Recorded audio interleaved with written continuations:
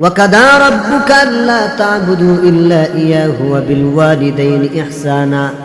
আল্লাহ পাক রব্বুল আলামিন বলেন, হে আমার বান্দা বান্দিরা, তোমরা পিতা মাতার সাথে ইহসান করো, পিতা মাতার খেদমত করো।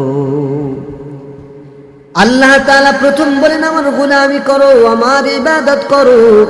2 নম্বরে অন্য কোনো কথা না বলে বলেছেন পিতা মাতার সাথে ইহসান করো।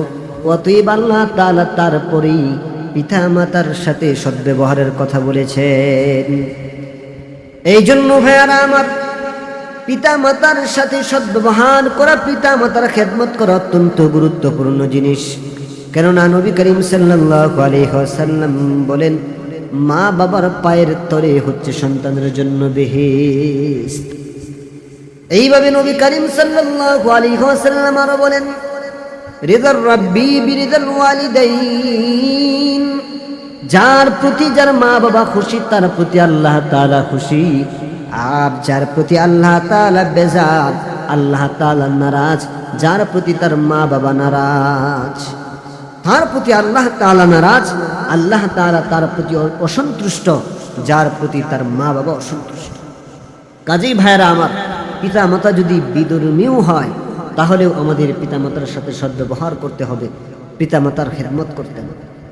যদি আমরা পিতা মাতার সাথে সদ্ব্যবহার না করি, যদি বেয়াদবি করি, পিতা মাতার অবাধ্য যদি হয়, তাহলে আমাদের জীবনে নেমে আসবে দুর্যোগ, আমাদের জীবনে নেমে আসবে অন্ধকার, আমাদের জীবনে নেমে আসবে গজবের কালো ছায়া।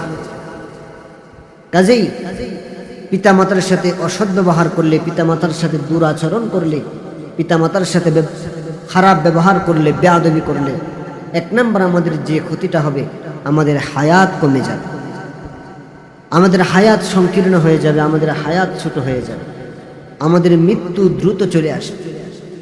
এমন আরো 2টি কারণ আছে যে কারণগুলোর কারণে আমাদের হায়াত কমে যায়।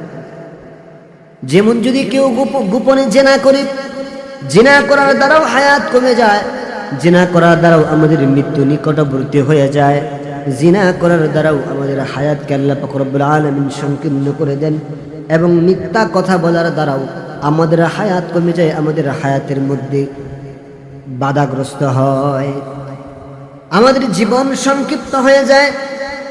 মিথ্যা কথা বলার কারণে এবং গোপনে জিনা করার কারণে, পিতা মাতার সাথে বেয়াদবি করার কারণে, শুধু পিতা মাতা না, উস্তাদের সাথে, মুরব্বীর সাথে, যে কারোর সাথে বেয়াদবি করার দ্বারা আমাদের হায়াত কমে যায়, হায়াত সংকীর্ণ হয়ে যায়।